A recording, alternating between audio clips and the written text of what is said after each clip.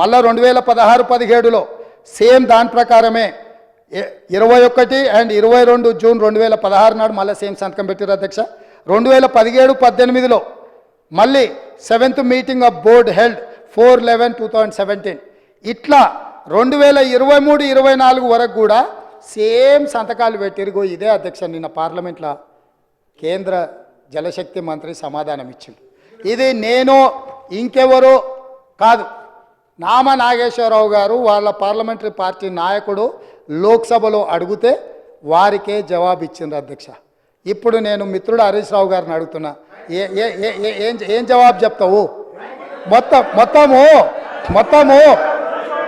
మొత్తము దారదత్తం చేసి తెలంగాణ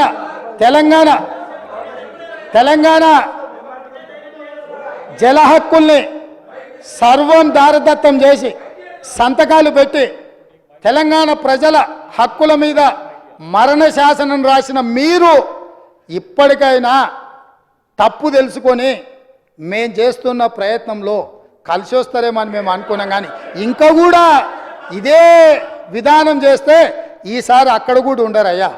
అక్కడెక్కడో ఉంది కదా నాంపల్లి దర్గానో లేకపోతే బిర్లా మందిరం, అక్కడికి వెళ్తారు అధ్యక్ష ఇట్లా చేస్తే మాత్రం.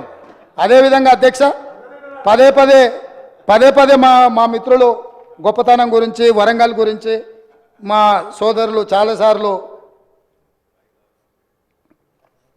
మాట్లాడుతూ ఉంటారు. ఒక జీవో కాపీ ఇవ్వదలుచుకున్న అధ్యక్ష, ఒక్క నిమిషం మీరు అవకాశం ఇస్తే వారి గొప్పతనం మీద నేను చెప్పదలుచుకున్నా అధ్యక్ష. అధ్యక్ష ప్రొఫెసర్ జయశంకర్ మీకు అందరికీ తెలుసు, వాళ్ళు ఒకవేళ మర్చిపోయినా మనందరం మర్చిపోలే, తెలంగాణ సిద్ధాంతకర్త. ఆయన విలేజ్ పేరు వచ్చేసి అక్కంపేట్, పరకాల శాసనసభ నియోజకవర్గంలో ఉంటాయి. వారు పుట్టి పెరిగి అక్కడనే ఉన్న అక్కంపేట విలేజ్ను రెవెన్యూ విలేజ్ కింద కూడా వాళ్ళు ప్రకటించలే అధ్యక్ష. ధరణి తెచ్చినాం దందాలు చేసినాం అని చెప్తారు తప్ప కనీసం జయశంకర్ గారు పుట్టి పెరిగిన ఊరు ఆయన చివరి కోరిక రెవెన్యూ విలేజ్గా అక్కంపేటను మార్చమని వారు కోరుకుంటే 9.5 సంవత్సరాలైన ప్రొఫెసర్ జయశంకర్ గారు సొంత ఊరుని తెలంగాణ రాష్ట్ర చిత్రపటం మీద రెవెన్యూ విలేజ్గా కూడా గుర్తించక ఒక అనాథలాగా వదిలేస్తే మా ప్రభుత్వం వచ్చినాక జీవో ఆర్టీ నెంబర్ 405 7/12/2023 ఎన్నడు అధికారం చేపట్టిన అధ్యక్ష 7 తారీఖు నాడు, డిసెంబర్ 7 నాడు అధికారం చేపట్టిన మరుక్షణం ప్రొఫెసర్ జయశంకర్ గారు సొంత ఊరును రెవెన్యూ విలేజ్గా ప్రకటించి జీవో ఇచ్చింది. ప్రొఫెసర్ జయశంకర్ గారు సిద్ధాంతకర్తను గౌరవించిన గొప్ప చరిత్ర మా ప్రభుత్వాన్ని. వారి గ్రామాన్ని రెవెన్యూ విలేజ్గా తీర్చిదిద్దింది మా ప్రభుత్వం అధ్యక్ష. మేము ఎప్పుడు ఈ గొప్ప వ్యక్తులను ఎప్పుడు మేము ఈ చిన్న చూపు చూడలే.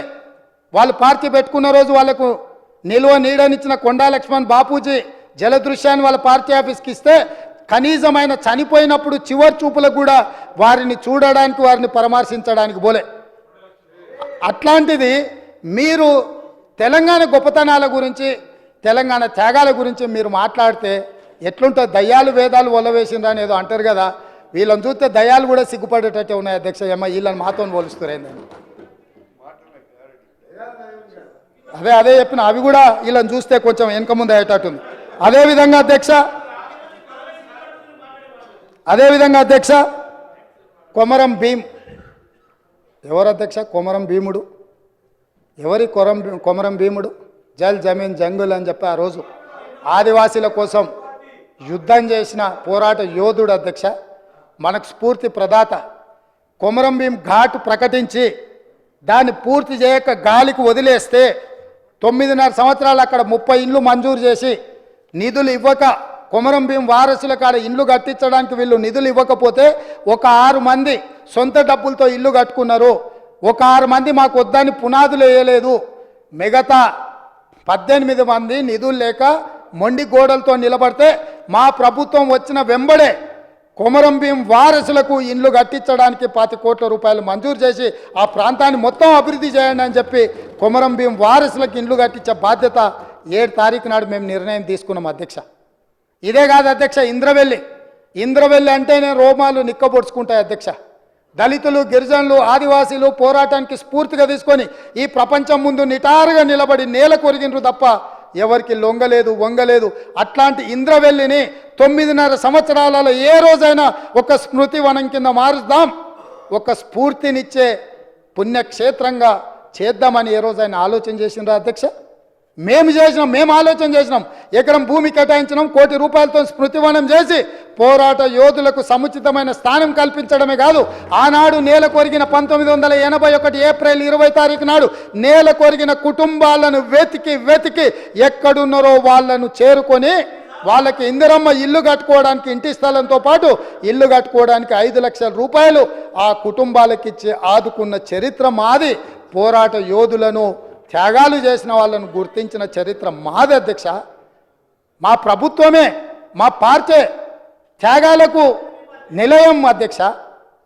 మా పార్టీ చేసిన త్యాగాలతో పోలిస్తే ఎవరు మా పార్టీలు ఉన్న పదే మా పార్టీ గురించి, మా నాయకుల గురించి వీళ్ళు మాట్లాడుతుంటారు అధ్యక్ష. అసలు ఏమైనా పోలికుందా అధ్యక్ష? అసలు ఎవరు ఈ పార్టీని నడిపింది? ఈ పార్టీకి అధ్యక్షులు ఎవరున్నారు? ఈ పార్టీ జెండా మోసిన వాళ్ళు ఎవరు?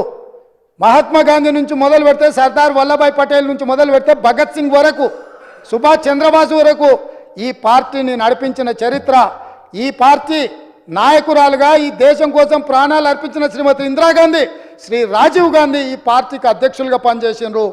1900 రాజీవ్ గాంధీ గారు చనిపోయిన తర్వాత ఎన్నిసార్లు అధికారంలోకి వచ్చినా కుర్చీ ఎక్కకుండా పదవి త్యాగం చేసిన సోనియా గాంధీ గారు, రాహుల్ గాంధీ గారు ఈ పార్టీ అధ్యక్షులుగా పనిచేశారు అధ్యక్ష.